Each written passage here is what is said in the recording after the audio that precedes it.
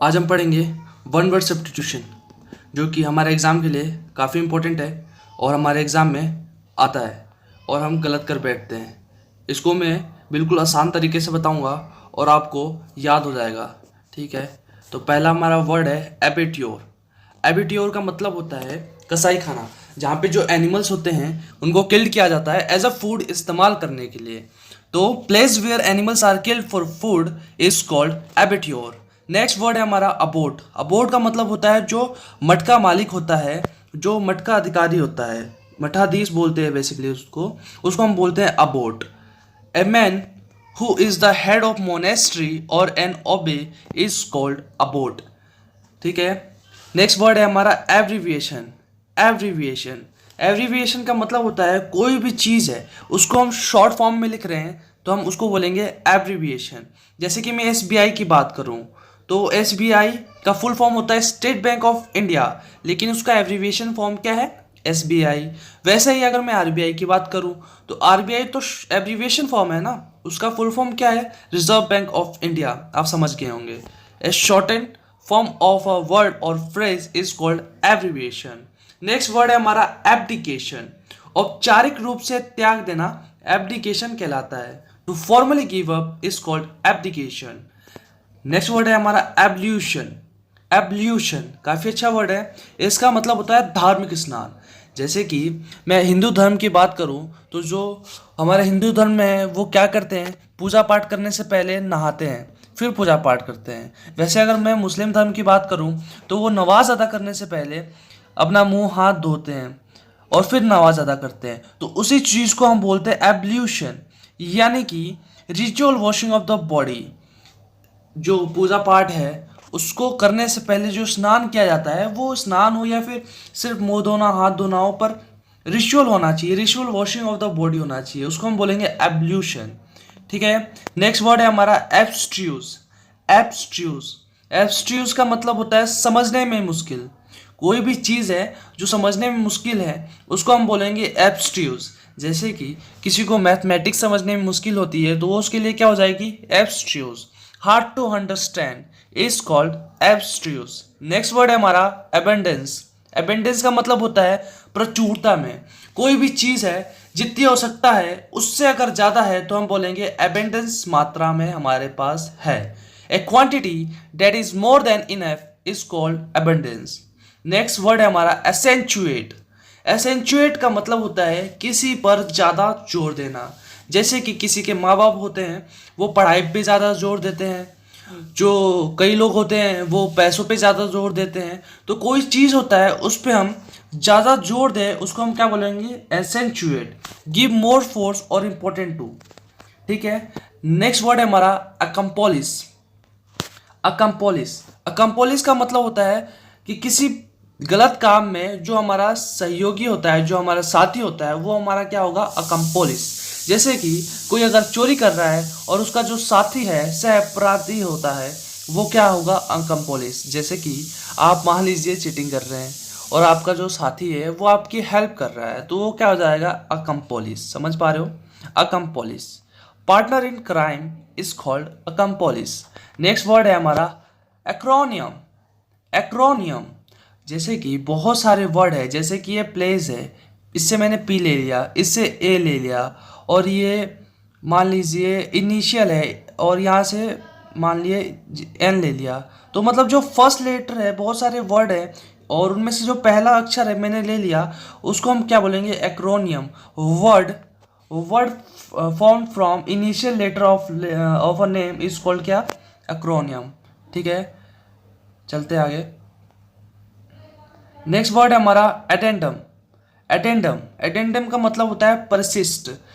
देखिए इसको ध्यान से देखिएगा। एंड एंड का मतलब होता है लास्ट, और एड मतलब लास्ट में कोई चीज़ ऐड की जाए, एडेंडम बोलते हैं। यानी कि कोई बुक हो उसके लास्ट में जो भी चीज़ ऐड हो, जैसे कि मैं इंग्लिश की बात करूं तो इंग्लिश की बुक के लास्ट में वोकैबलरी होती है और मैथ्स की बुक में लास्ट में फॉर्मूलेज होते हैं, कुछ इंपॉर्टेंट टॉपिक्स होते हैं।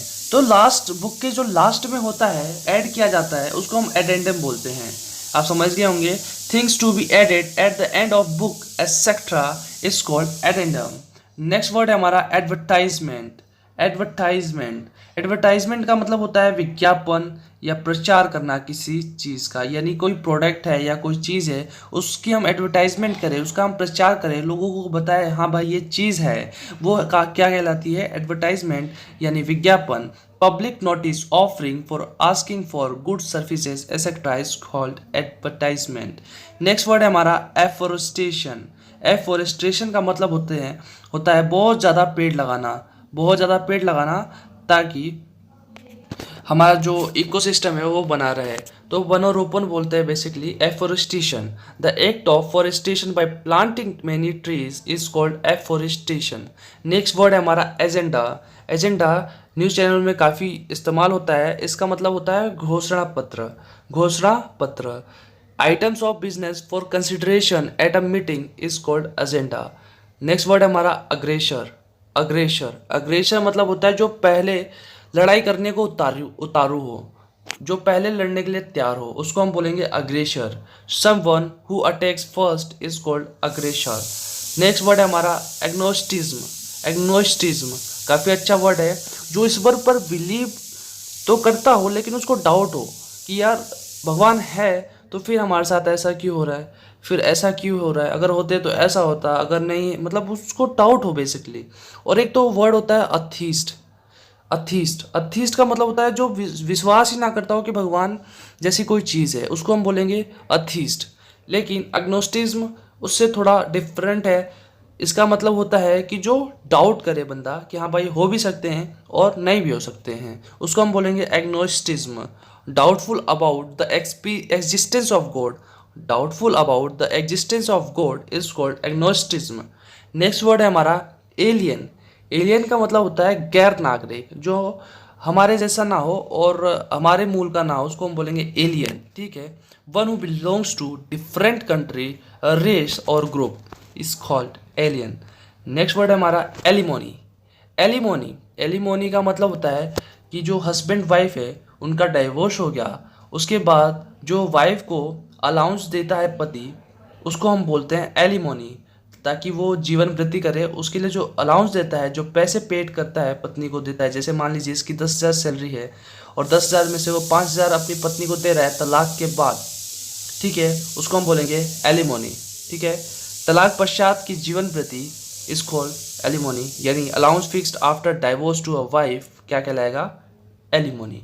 नेक्स्ट वर्ड है हमारा एलिगोरी का मतलब होता है प्रतीक कथा।